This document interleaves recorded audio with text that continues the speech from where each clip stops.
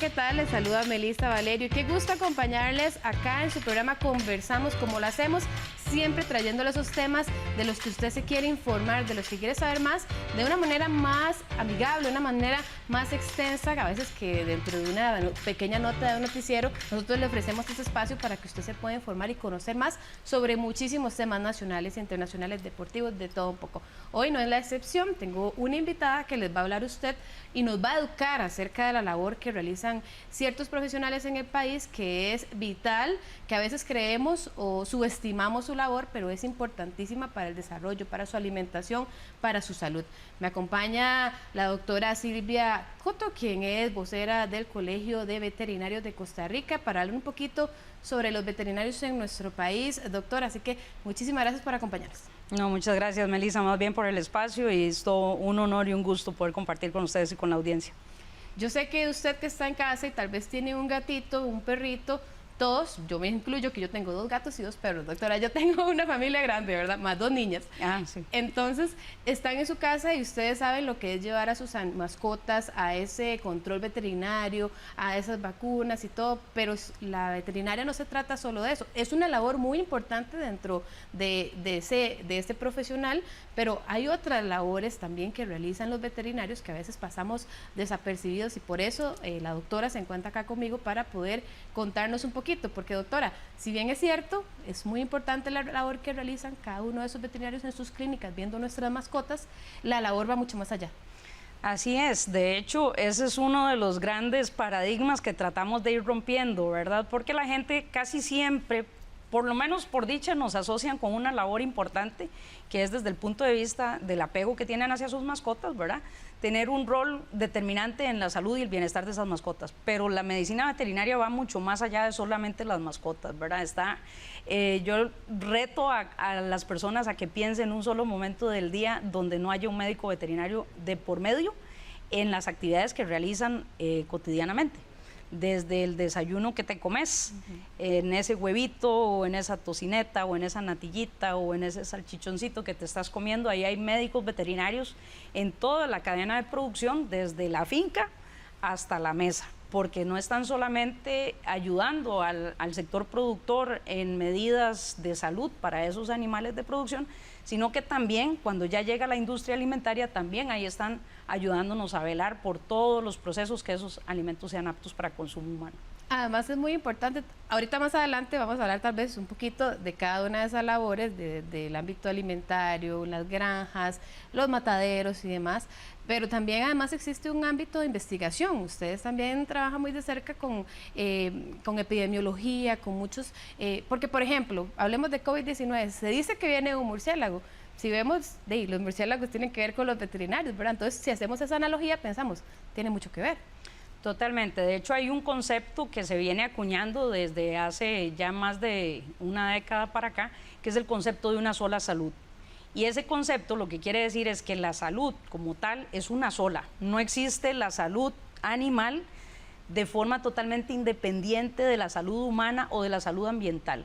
Esas tres, esa triada, digamos, están interrelacionadas, y cualquier cosa que afecta la salud animal o la salud humana o la salud ambiental o de los ecosistemas va a tener una repercusión en las otras. Entonces, desde el enfoque de una sola salud, el trabajo interdisciplinario es fundamental, ¿verdad? Y bueno, no vayamos muy lejos, hace poco tuvimos casos de personas enfermas por rickettsiosis, ¿verdad? Que es un parásito transmitido también por una garrapata que ocasiona esta enfermedad. Entonces hay que empezar a incorporar ya en la práctica que los médicos veterinarios somos profesionales de salud y que el aporte que podemos hacer es demasiado amplio, no solamente en la parte de preservación y conservación de la biodiversidad, por ejemplo, que para mí es la riqueza número 1, el tesoro número 1 que tiene Costa Rica, ¿verdad? Somos depositarios de más del 3% de la diversidad de todo el mundo.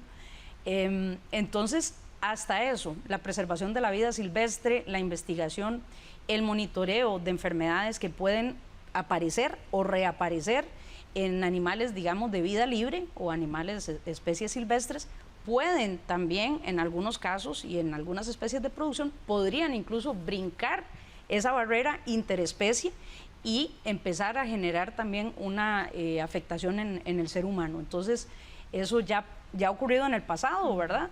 Lo vimos con los temas estos de la influenza aviar también, ¿verdad? El H1N1, todas estas cosas, que ese monitoreo epidemiológico, que es como se llama, es fundamental y también son médicos veterinarios quienes lo realizan, ¿verdad? De hecho, esa era mi siguiente pregunta con respecto a la mal llamada gripe aviar, ¿verdad? Porque así no se llama, pero bueno, tal vez muchas personas la reconocen bajo ese nombre, ¿verdad? Han sido los veterinarios los que le han dado ese seguimiento. En nuestro país, por ejemplo, SENASA es, bueno, los que trabajan de cerca de eso, porque si un animal enfermo llega a nuestras costas, contagia a nuestros animales, y ahí es un círculo vicioso, ¿verdad? Que a veces no sabemos lo que conlleva porque se encapsula, se logra contener. Correcto, ahí justamente el concepto este que te decía del monitoreo epidemiológico, por eso es que tiene tantísima trascendencia, no solo desde el punto de vista de lo que es proteger a nuestras especies nativas, ¿verdad? De que no lleguen a contraer estas enfermedades y puedan eventualmente morir, y hay un compromiso ahí en nuestra biodiversidad, sino también que, por ejemplo, pueden afectar también a nuestras especies productivas.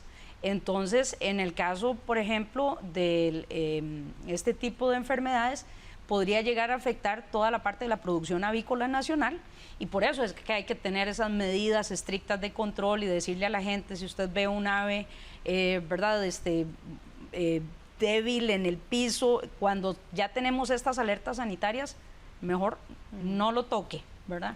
Porque no sabes si puedes estar ahí manipulando algún agente patógeno que puede causarnos otros problemas más serios. Claro, y como le decía, doctora, vamos a hacer nuestra primera pausa, pero al venir vamos a conversar sobre precisamente toda esa labor que decíamos al inicio, desde el huevo que usted desayuna en la mañana, el bistec que se almuerza y después el atuncito de la noche, bueno, el pescadito de la noche. Entonces, bueno, todo eso tiene que ver con veterinarios, aunque usted no lo crea, aquí se lo estamos enseñando, conversamos acá en la pantalla de su canal 3, así que ya venimos con más información. Quédese con nosotros.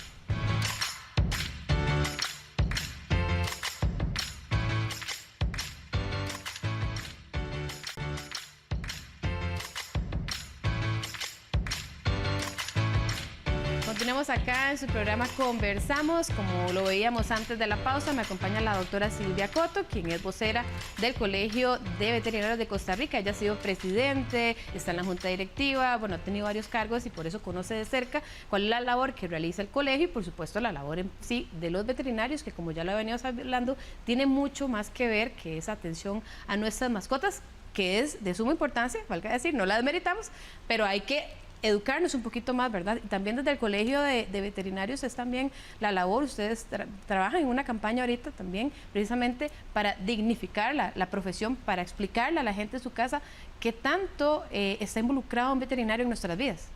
Sí, de hecho, recientemente lanzamos la campaña de dignificación de la profesión y va justamente en esa línea que estás mencionando, Melissa, que es justamente poderle enseñar y educar a la población todas las otras cosas en las que intervienen los médicos veterinarios y que tal vez la gente ni siquiera se imagina.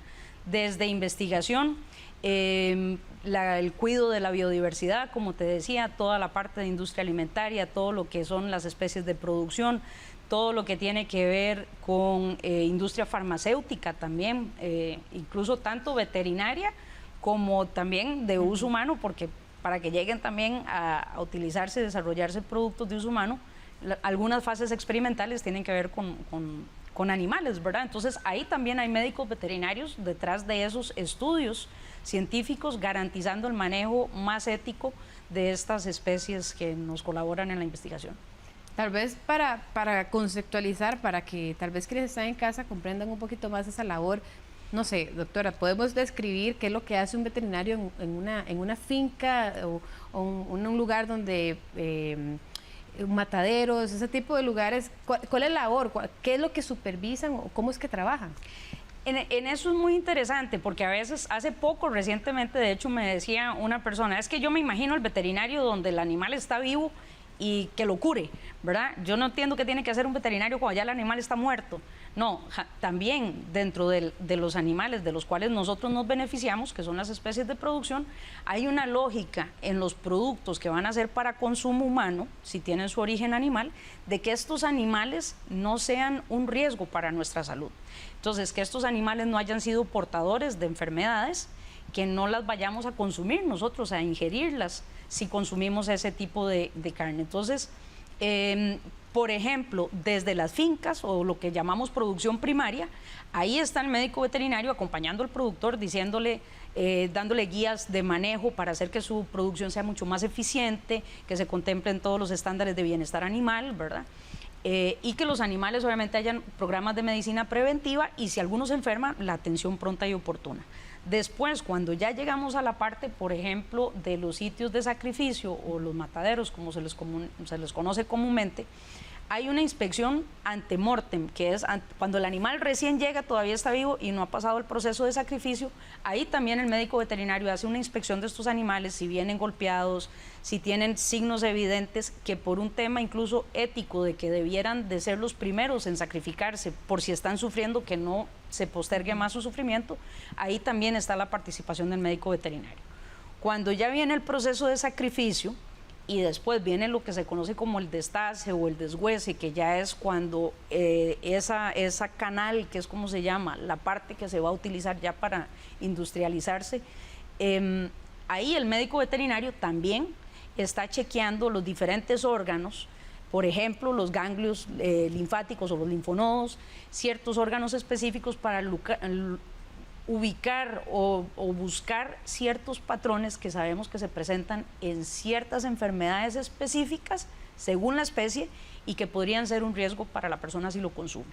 Si encuentran algo que pueda ser sospechoso y que amerite, se decomisa, se frena ahí y se le justifica también al productor por qué ese animal, digamos, o esa carnaza o esa canal no se le va a remunerar de igual forma porque está siendo decomisada, ¿verdad? En este caso, ¿qué le podría pasar a una persona, por ejemplo, si no existiera veterinarios en estos procesos? Bueno, para que te des una idea, según datos de la Organización Mundial de la Salud, al año se mueren 5 millones de personas por enfermedades en el mundo, por enfermedades que son de transmisión alimentaria. Es decir, si no existiera un médico veterinario ahí haciendo esa inspección ante mortem, velando porque el sacrificio incluso sea con los métodos más éticos y lo más apegados al bienestar animal que se pueda en un proceso como ese, sea el sacrificio más humanitario posible, y la inspección post-mortem y cuidar las buenas prácticas ya en todo el proceso de industrialización, tendríamos esa cantidad de muertes que ya existen de por sí, o sea, se nos dispararían. En el caso de la enfermedad, eso es la gente que muere, pero ¿cuánta gente se enferma porque consumen algunos de estos productos con algunos de estos patógenos? 600 millones de personas al año se enferman por enfermedades de transmisión alimentaria. Y eso probablemente es un número que está muy por debajo de la realidad. Pues si te pones a pensar, si tenemos un cuadro gastrointestinal, ¿verdad?, o vómitos y diarreas, nos sentimos mal y asumimos que fue por algo que nos comimos, cuando vamos a un centro de atención médica, no se llega al diagnóstico final de cuál fue el agente causal de eso, ¿verdad?, en una enorme cantidad de casos. Entonces, esos números muy probablemente están bastante por debajo de la realidad. Creo que en las últimas 3 semanas hemos tenido 2 o 3 episodios de gente y niños viéndose afectados, ¿verdad?, por consumo que se sospechó que era por un consumo de alimento afectado. Entonces, es serio. Tenemos un país con muy buenas medidas, bastante estrictas en términos de control sanitario y que bajo ninguna circunstancia se nos debiliten más, ¿verdad?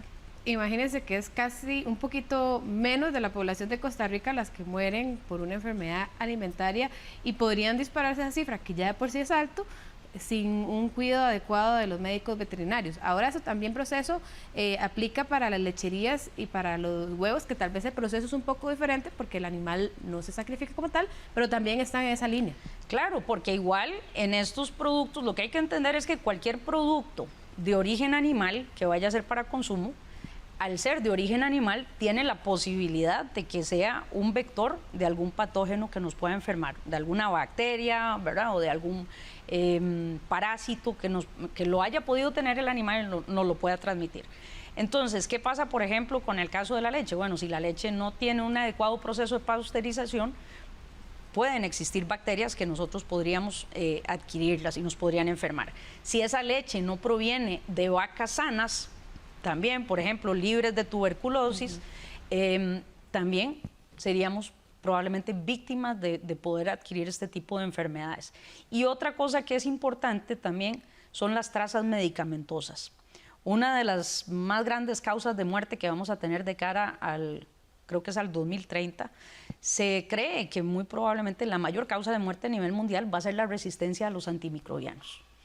Y ahí las trazas, esos residuos, si por ejemplo yo a una vaca o a un animal que va a ser para consumo le inyecto un medicamento, le inyecto un antibiótico, existe un periodo de retiro que yo tengo que respetar, que es que no puedo utilizar ese animal o no puedo consumir sus productos porque ahí todavía van a haber trazas de ese medicamento y esa exposición constante que tendría el ser humano al consumirlo puede generar en nosotros ese tipo de resistencias antimicrobianas. Entonces hay que tener también mucho cuidado ahí. Vea todo lo que hemos aprendido el día de hoy, doctora. Vamos a hacer nuestra última pausa, pero usted decía algo muy interesante que me gustaría recapitular, que es que en Costa Rica hay una legislación, bueno, que permite que haya un control adecuado y menos enfermedades como las que ya la doctora ha mencionado y que provocan muertes a nivel mundial. Vamos a una pausa y ya venimos a hablar de eso.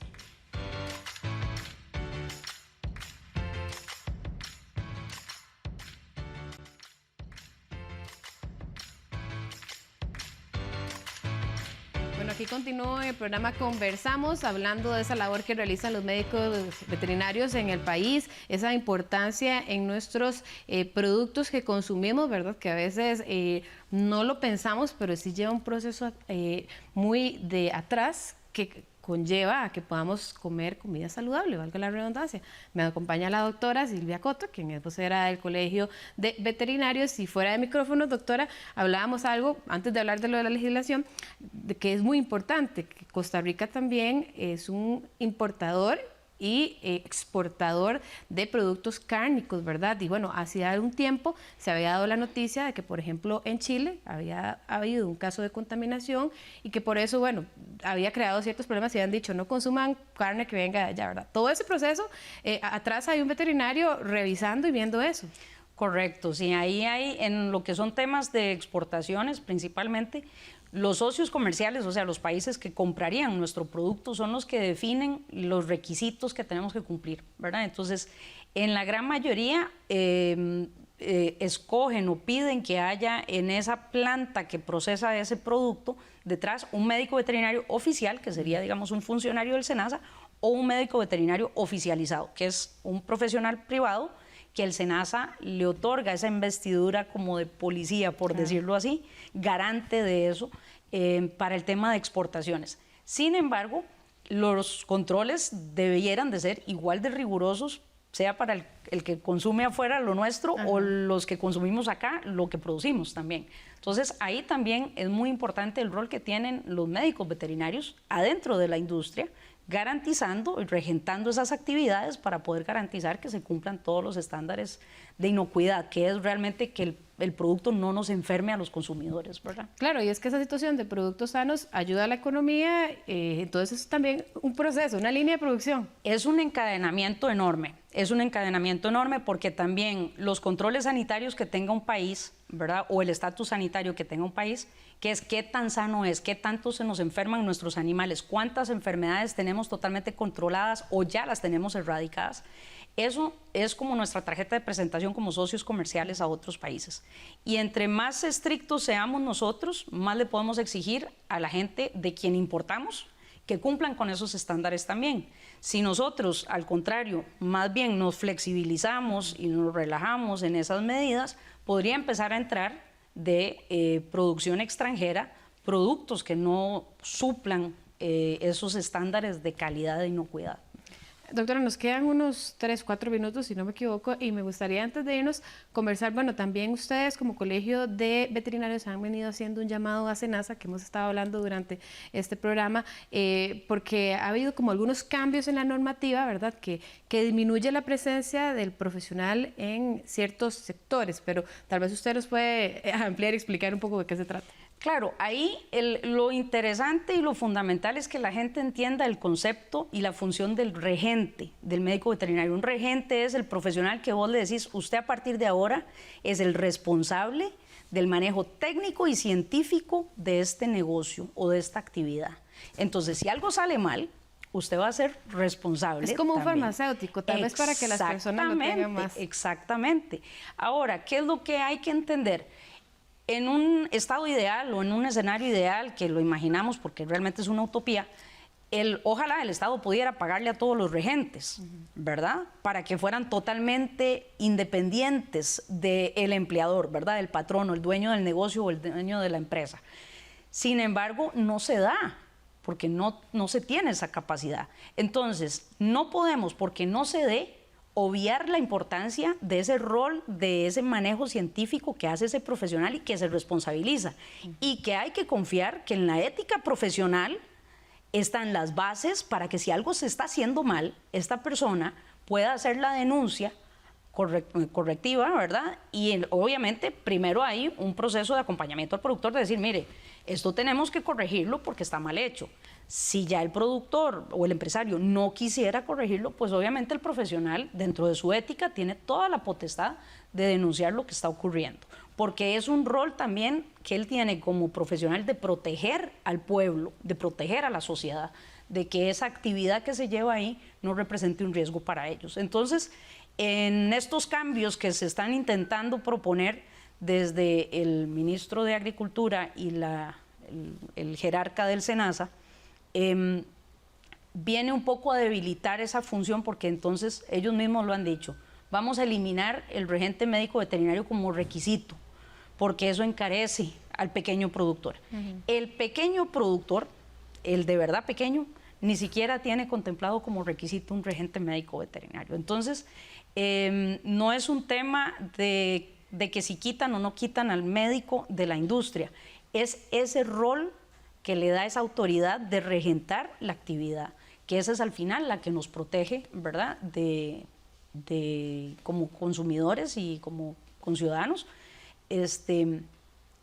la que permite que ese veterinario nos pueda proteger ahí, ¿verdad? Si ese veterinario y por ende el colegio ya no tiene esa capacidad de ir a ver cómo estás regentando, porque eso es otra cosa que también buscan estos cambios, entonces, ¿en manos de quién quedamos, verdad?